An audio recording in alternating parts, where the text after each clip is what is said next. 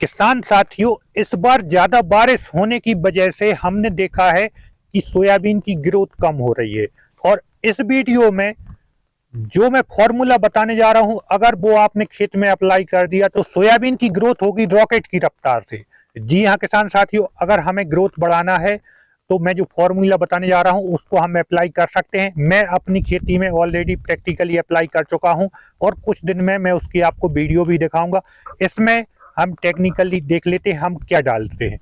अब यहाँ पर किसान साथियों देखते हैं, आपको सामने एक खेत दिख रहा है, ये यहाँ पर पीला पीलापन दिख रहा है, लेकिन कहीं कहीं हमें पीलापन कम दिख रहा है। तो पीलापन क्यों होता है, पहले हम इस बात पर ध्यान दे लेते हैं। तो किसान साथियों देखिए, आपको पानी भरा दिख रहा है, कहीं कहीं पानी ज्यादा भरने से जड़ें विकसित नहीं हो पाती हैं, तो उस वजह से ग्रोथ भी रुक जाती है और जो न्यूट्रिशन जमीन से पौधे को मिलते हैं वहां पर उनको भरपूर मात्रा में न्यूट्रिएंट नहीं मिल पा रहे हैं, जिस वजह से वहां पर पीलापन आ रहा है। तो ग्रोथ भी रुकी है, साथ में पीलापन भी आ रहा है। तो यहाँ पर हम क्या फॉर्मूला लगाते हैं, बहुत से किसान भाई यहाँ पर प्लांट ग्रोथ रेगुलेटर डालेंगे, मतलब पीजीआर डालेंगे, लेकिन उससे हो सकता है अगर उसमें एक ऐसा केमिकल भी रहता है, हो सकता है उससे और ज्यादा पीलापन बढ़ जाए। जी हाँ किसान साथियों, वो एक ऐसा पीजीआर आता है जिससे पीलापन और ज्यादा बढ़ सकता है, उसका नाम है 6BA। आप अगर किसी प्रकार का पीजीआर या टॉनिक वगैरह डाल रहे हैं तो उसमें पहले से ध्यान दे लें, 6BA नाम का उसमें जो इंग्रेडिएंट लिखे रहते हैं उसमें 6BA नाम का इंग्रेडिएंट नहीं होना चाहिए, नहीं तो ये पीलापन और ज्यादा बढ़ जाएगा।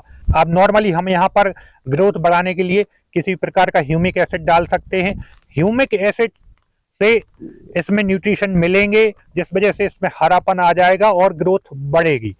सेकंड, अगर ग्रोथ हमें और ज्यादा अच्छी बढ़ानी है, अगर ह्यूमिक एसिड भी उतना अच्छे से ग्रोथ नहीं बढ़ा पा रहा और ग्रोथ और ज्यादा बढ़ानी है, तो सबसे अच्छा यहाँ पर रहता है जिब्रेलिक एसिड। आप ये देख सकते हैं, ये है जिब्रेलिक एसिड की डिब्बी है। तो इसको हम ह्यूमिक एसिड के साथ में अगर मिला के डाल रहे हैं, तो नॉर्मली अगर देखा जाए तो कोई किसी प्रकार का ह्यूमिक एसिड होता है, कोई ह्यूमिक एसिड जो है लगभग 3 एकड़ में हम उसको डाल रहे हैं, तो एक डिब्बी हमें ह्यूमिक एसिड के साथ जिब्रेलिक एसिड 3 एकड़ में ही अप्लाई करना है। तो हमारी ग्रोथ और ज्यादा बढ़ जाएगी, साथ में जो न्यूट्रिशन की कमी है, न्यूट्रिएंट की कमी है, वो वहां पर ह्यूमिक एसिड से पूर्ति हो जाएगी। अब हमें यहाँ पर देख लेते हैं कि जिब्रेलिक एसिड आखिर करता क्या है। तो किसान साथियों, जो जिब्रेलिक एसिड होता है वो जो गांठ से गांठ की दूरी होती है, नोट से नोट की दूरी है, उसको बढ़ाता है।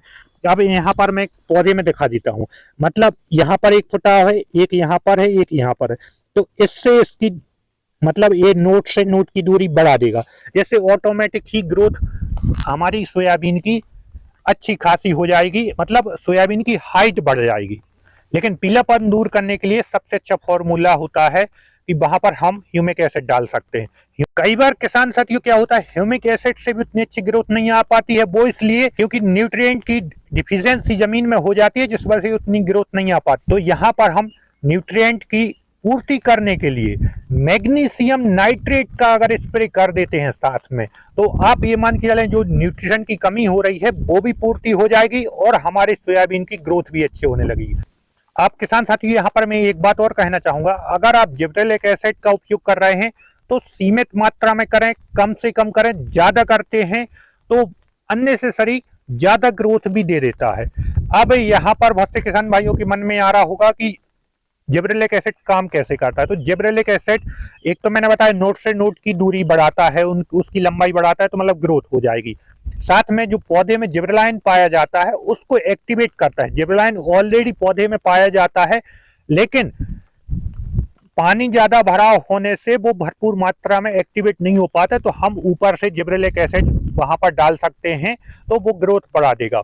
अब यहाँ पर आपके मन में क्वेश्चन आ रहा होगा, क्या इससे उत्पादन भी बढ़ता है? उत्पादन के मामले में देखा जाए तो सब्जी वर्गीय फसलों में 25 से 30% ज्यादा उत्पादन कर देता है, लेकिन सोयाबीन में ऐसा डायरेक्टली कोई उत्पादन पर ज्यादा इफेक्ट नहीं पड़ता है। उत्पादन की बात करें तो 5 से 10% ही उत्पादन बढ़ता है, लेकिन ये इनडायरेक्टली देखें तो ग्रोथ बढ़ाता है, जिस वजह से सोयाबीन की हाइट अच्छी हो जाएगी, तो वहां पर ज्यादा फूल और ज्यादा फल आएंगे ही आएंगे।